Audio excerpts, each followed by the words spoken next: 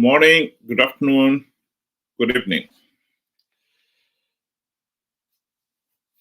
Later on, in about 2 weeks' time, Sadc, heads of state, will be meeting in Zimbabwe.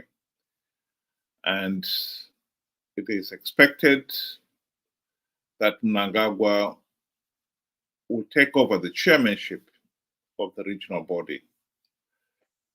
This has brought the regime in direct conflict with Chamisa and his supporters.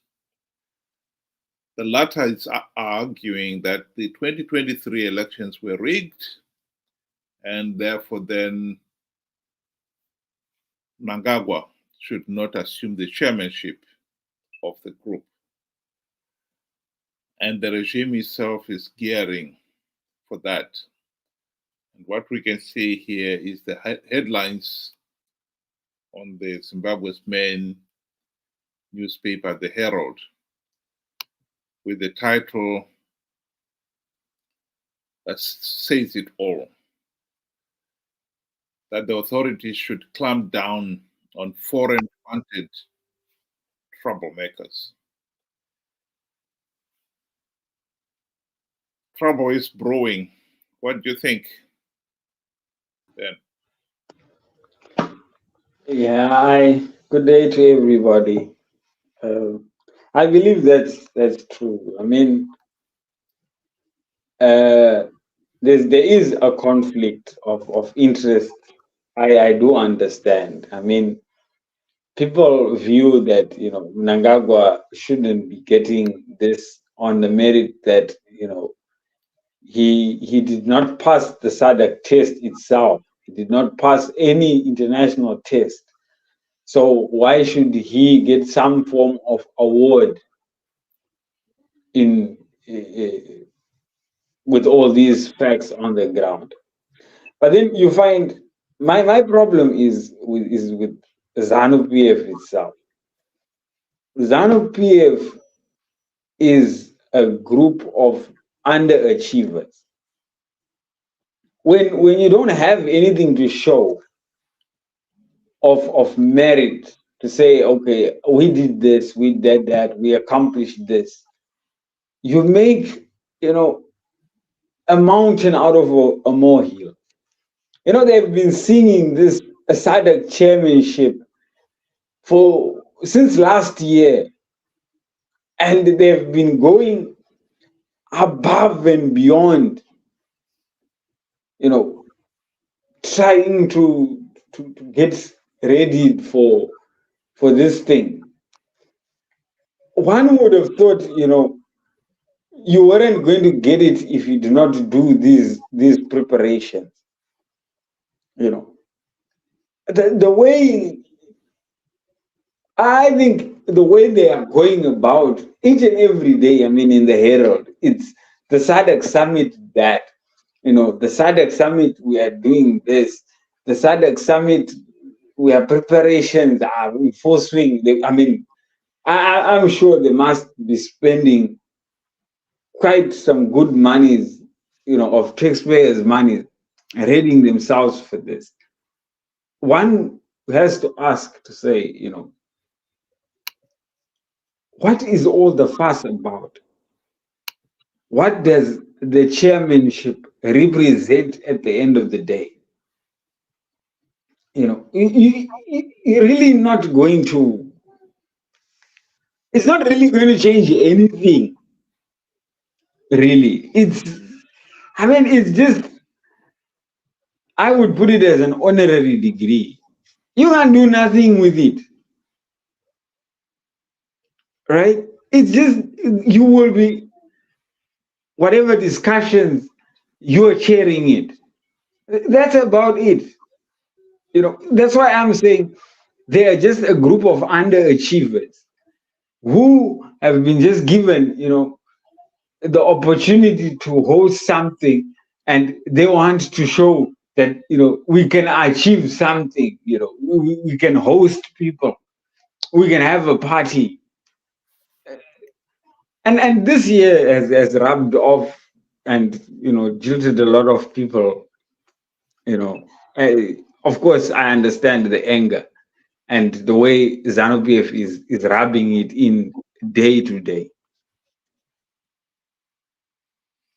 I think the most important thing to be noted here is that while Chamisa and his supporters have the right to hold these peaceful demonstrations, I think it is important that one should not even have to go into whether or not those demonstrations have merit or not.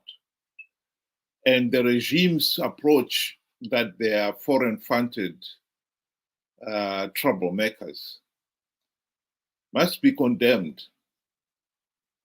because we cannot go into this situation where the only people who are allowed to hold protests are those protests that are sponsored by the regime itself. And this is what we have seen again and again and again in Zimbabwe. This must be condemned. If these demonstrations are funded by foreigners, and there is a law that says they should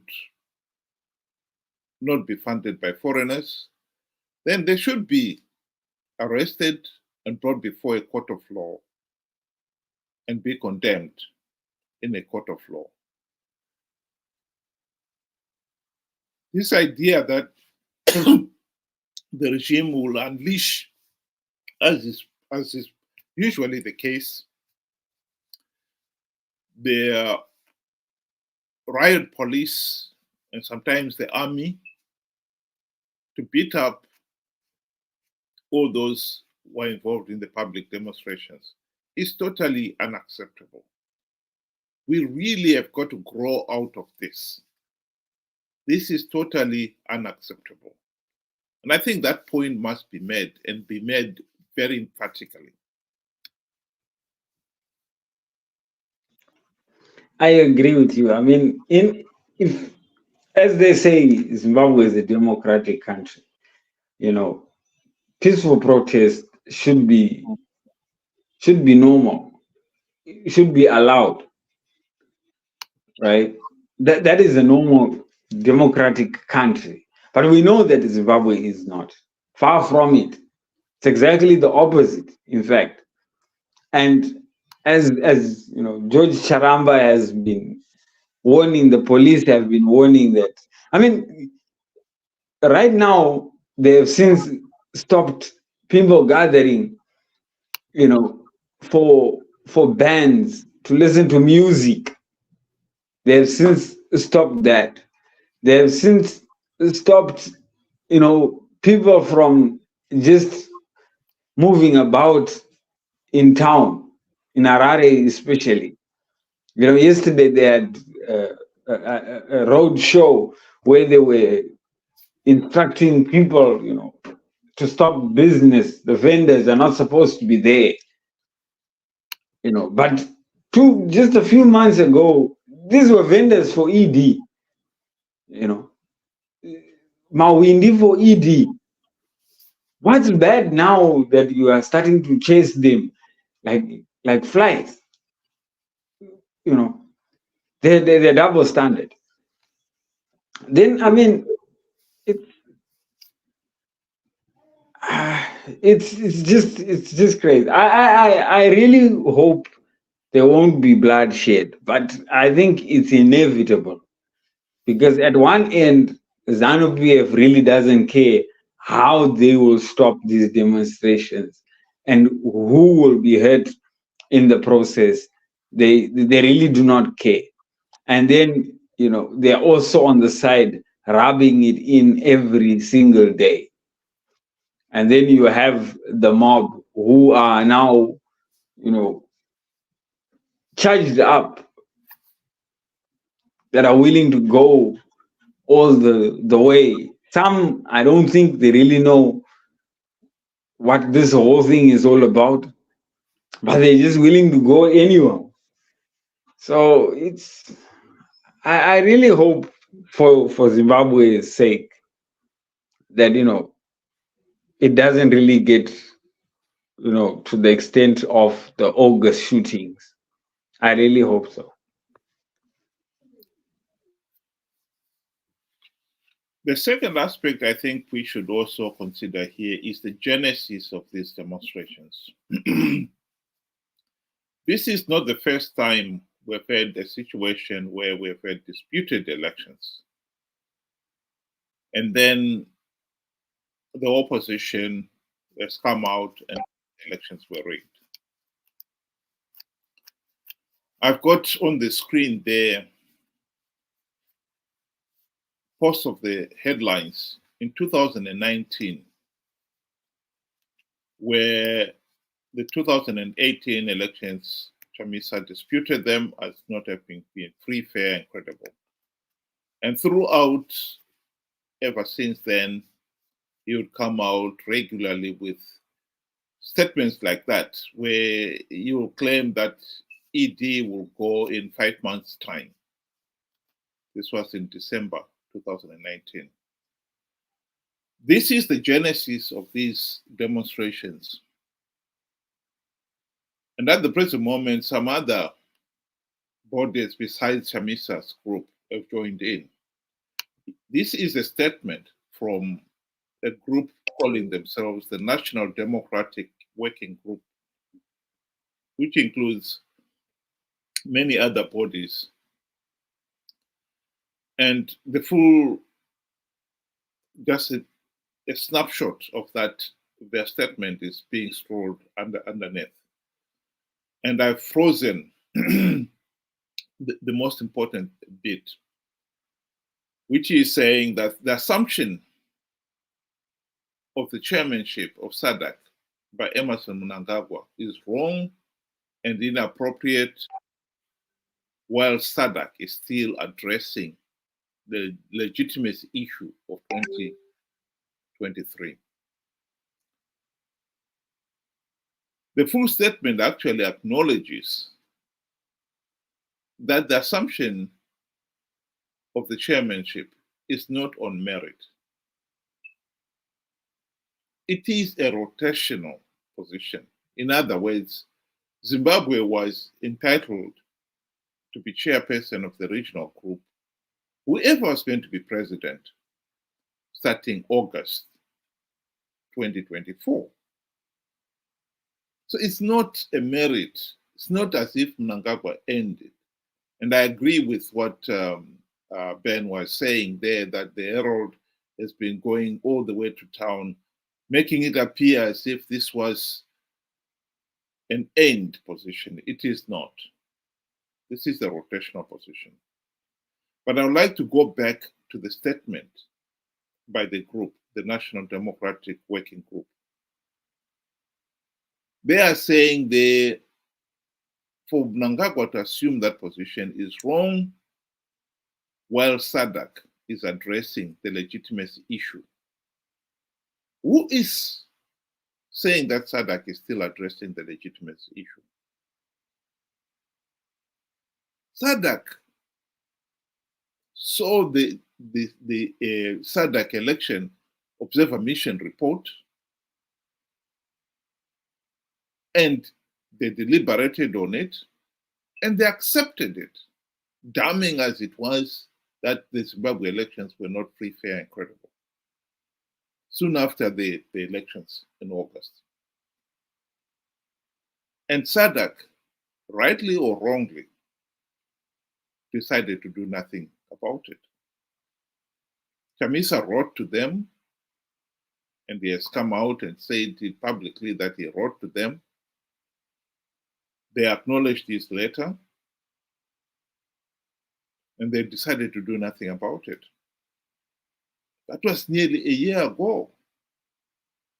And to keep on pretending that Sadc is somehow still deliberating on this issue is nonsensical. Chamisa, they've been in the recent press calling on Sadc that they must resolve this issue. As much as Chamisa wants Sadc to revisit the issue, the truth of the matter is Sadc have dealt with the issue. And it is nonsensical to keep on pretending that somehow Sadc is still considering it.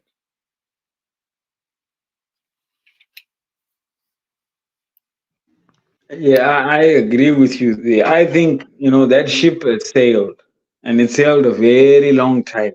The moment where, the opposition took up the parliamentary seats and the other, winnings they claimed to have won, the councils and stuff like that. I think that is where everything died with it. Because here you had a situation, for those that didn't know, you had a situation where Sadc had called, extraordinary summits, extraordinary meetings to discuss the legitimacy issue in Zimbabwe, to discuss that report. We saw Mnangagwa at one point with Ruben Barwe, trying to play down the whole purpose of the summit. But we all knew and we all summit was all about. But then, because of our greedy opposition, who Sadc is trying to resolve an issue, they go and legitimize the issue. So we really can't say Sadc decided to do nothing about it. Sadc was doing something about it. But then if somebody is doing something to help you and you go and do, something that is not positive, how then do you continue being helped is the question. So I guess, just the same way we asked themselves and said, you know what, these guys cannot be helped. Let's move on. And they moved on to the next chapter. So we really can't blame Sadc, and we can't blame them here because it's in actual fact, it is not Mnangagwa that's supposed to be getting the chairmanship. It is Zimbabwe that gets the chairmanship. And unfortunately, we've got a buffoon in the place. So he will take, he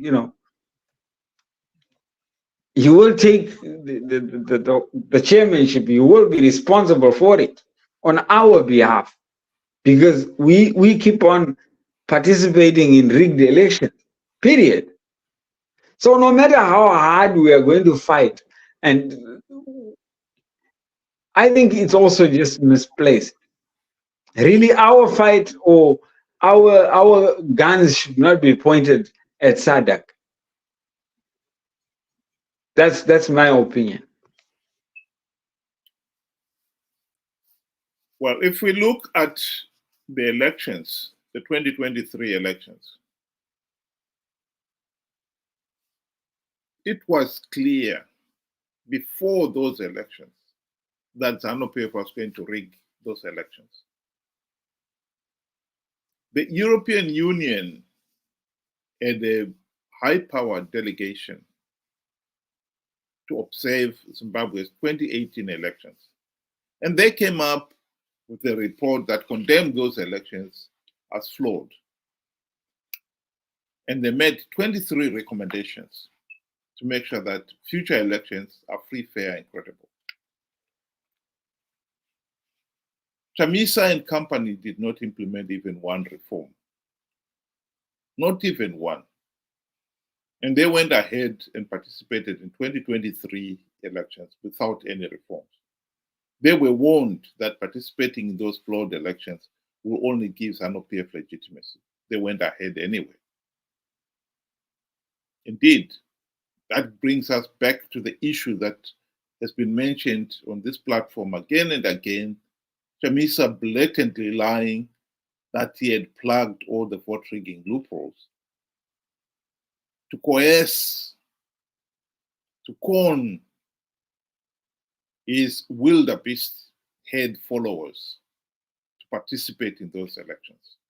And they participated in their millions.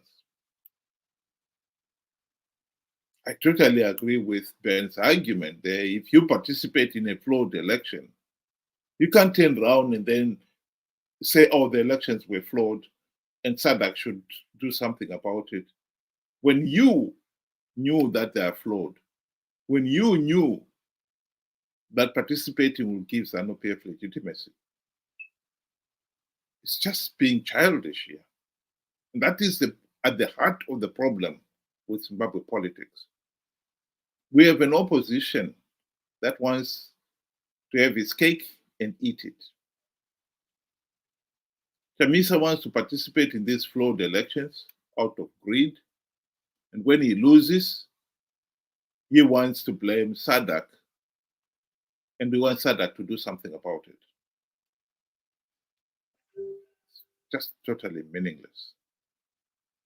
Doesn't make any sense at all. In fact, Sadc report condemned last year's elections. And one of the things that they've said emphatically is that Zimbabwe should implement democratic reforms to make sure that future elections are free, fair, and credible. It's now a year. What has Chamisa and company done to make sure that this time we don't miss the whole year? That this time we implement the reforms? Absolutely nothing. These demonstrations are only meant to draw attention away from the fact that Chamisa and company are not doing anything to implement reforms. And we know what he's going to do next. He's going to come back, tell his followers that this time he has got strategies of winning rigged elections. And they will participate in those flawed elections in their usual millions. And we are back to where we are today. Another rigged elections given legitimacy by participating in it. This is just madness. It is shocking that men and women, human beings, can behave like animals, like wildebeests. It's shocking. I find this to be the most shocking part of our political system.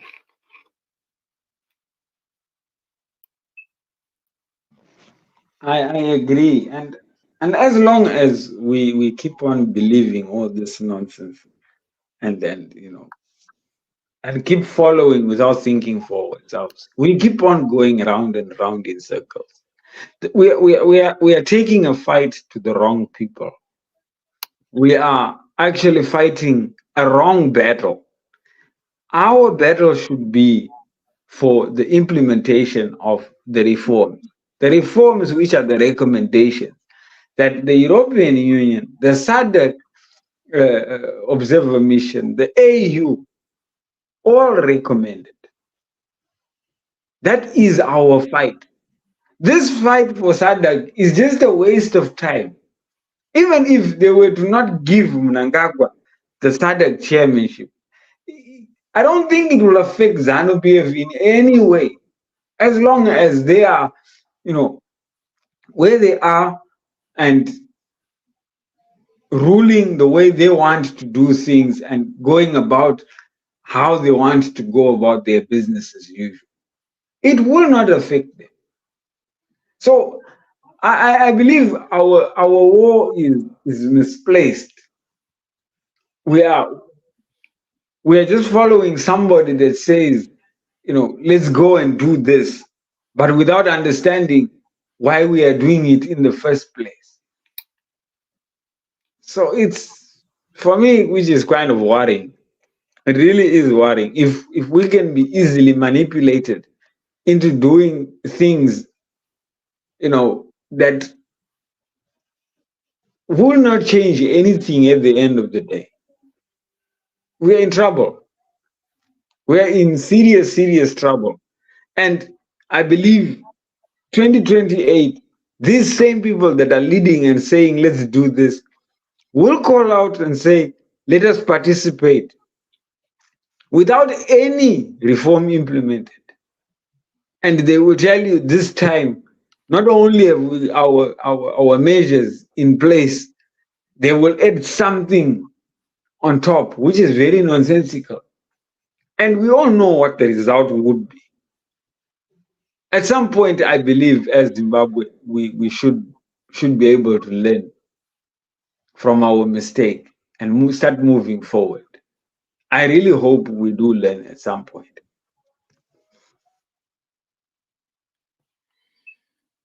Well, I just wanted to express my opinion on that issue of Sadc denying Mnangagwa chairmanship. On what grounds? I don't see that happening at all.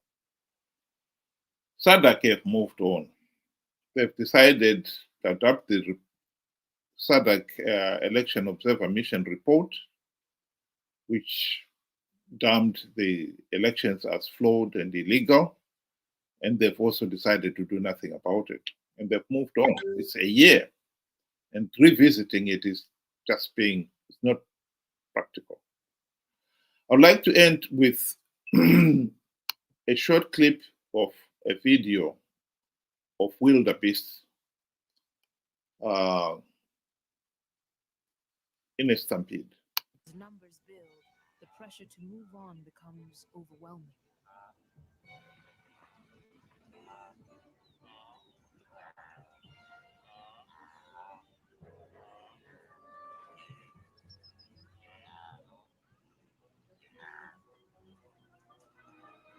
Gnu and his mother are trapped in the throng. As the herds move, so must they.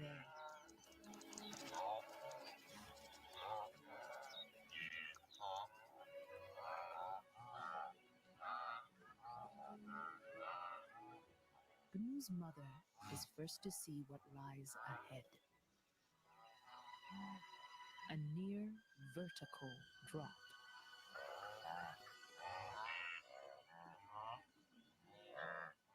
One too steep for Gnu.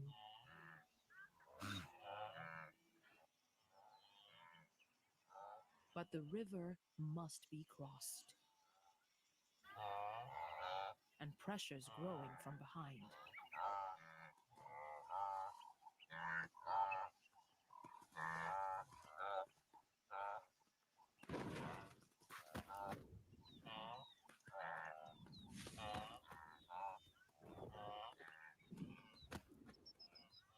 Gnu and his mother will wait if they can.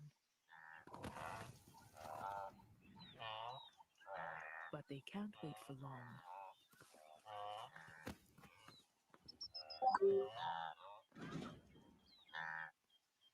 Tempers are fraying.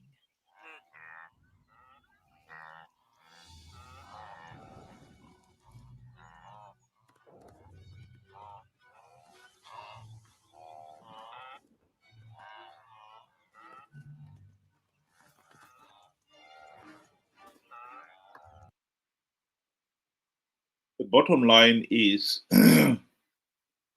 this was a carnage. They crossed the river and many of them broke limbs, some of them died. And what is so desperately annoying is that this happens year in, year out, just like our own elections. We have had rigged elections for the last 44 years. 44 years in this day and age. We still cannot define what constitutes free, fair, and credible elections and hold free, fair, and credible elections for ourselves. And we are easily conned into participating in an election process that we all can see is flawed because somebody promised they plugged all the vote rigging loopholes. I think it is that behavior that is absolutely shocking. Man is supposed to be an animal of reason, a creature of reason. But the way we in Zimbabwe have been behaving is more like wildebeest. You just follow what the animal in front of you is doing. Even when you come to a situation where you can see that the bank of the river is too steep.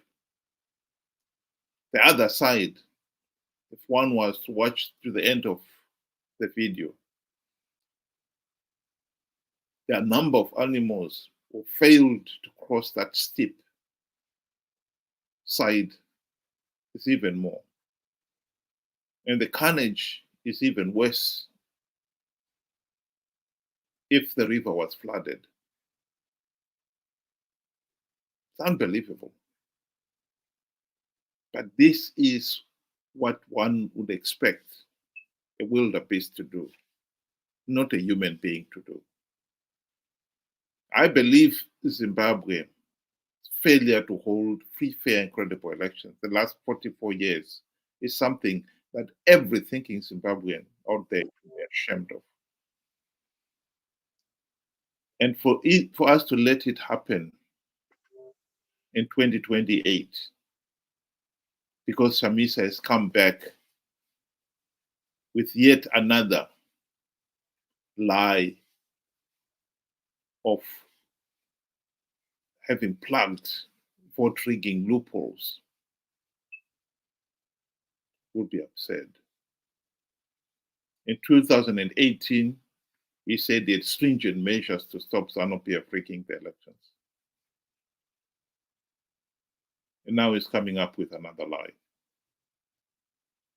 All these demonstrations to protest that Mnangagwa should not be given chairmanship is just time marking. He doesn't want to address the problem of rigged elections and implementing reforms. So it's just time wasting. So that after all this show, this posturing, he can turn around and say, oh, we are going to win these elections. ZANU-PF is panicking, and the people will participate again in their millions. I cannot rule out that possibility. The more I look at things, the more I believe this is again, we are looking at history repeating itself here. I must admit, I am really disappointed on that score. Ben, do you want to give your closing remark? Yes. So in closing, I would say, what differentiates us from not just the wildebeest, but any other animal is our ability to think, our ability to comprehend for ourselves. And once we remove that out of the equation, we are exactly like the wildebeest head. That, they cannot look for a better solution. They will use that same spot, no matter how much carnage is is down there. They can see others have broken their limbs, but they will jump anyway. That is the same mentality that says, let us go and participate in rigged elections to see what will happen. We will just go. This time here we have got, measures. When the first measure, you don't even have a verified voters roll, and you're going into this. Surely that should say, something, about us, our ability to think, what we have reduced ourselves to. We were talking about ZANU-PF as underachievers. We are also going in that direction. surely, we have to see at some point that, whatever we are doing really doesn't make any sense. It doesn't cut it. And unless we can see this for ourselves, I dread to say it's gonna be very, very nasty. It's gonna be very, very, very nasty. We are going to go about our business the same old way. These here ZANU PF old grandfathers that we are crying about, the new ones and the younger ones are also making up rank. And they will use the same method because they know that we cannot change ourselves. We are talking about ZANU PF changing, but we are ourselves not changing our ways. Same old thing for the past 24 years. And no difference has come. Nothing. The result is always the same. There was a gentleman that was asking that, why don't you do something about it, since you say Chamisa has failed, yet he has achieved. What has he achieved? Nothing. So it's all on us at the end of the day to make that decision that, you know what, enough is enough. We're not going to be shortchanged. If somebody is going to come and sell us an idea, verify that idea. How do you intend, when and where? And unless we do that, I agree with you. We're just going to be here tomorrow licking our wounds and, crying foul. ZANU PF did this, ZANU PF did that. And of course we knew ZANU PF would do that, because that's how they've always been. It's sad. It's really sad.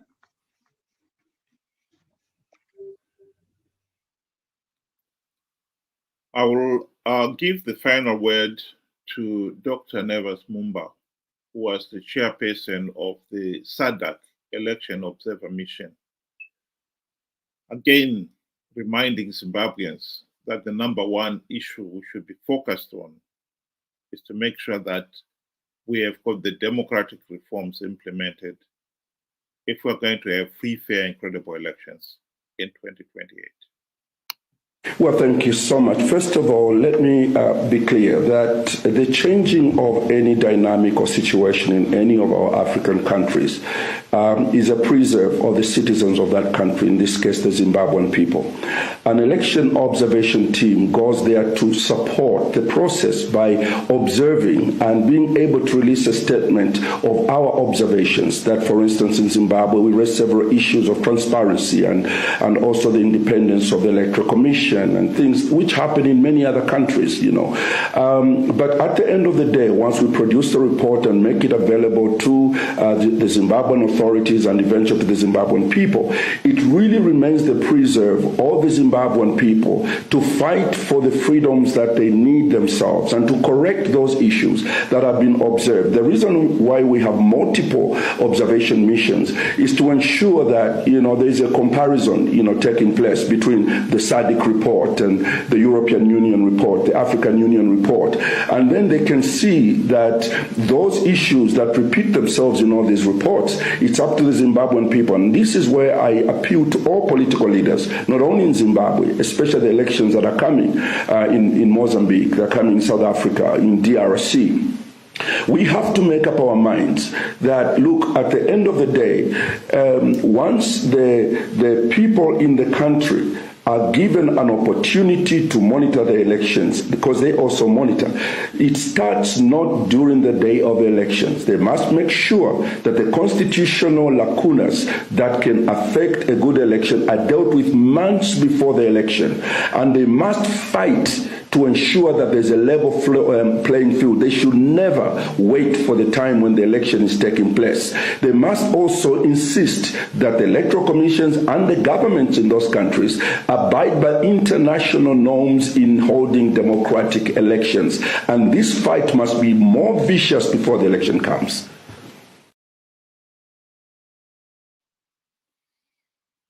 Couldn't put it better myself.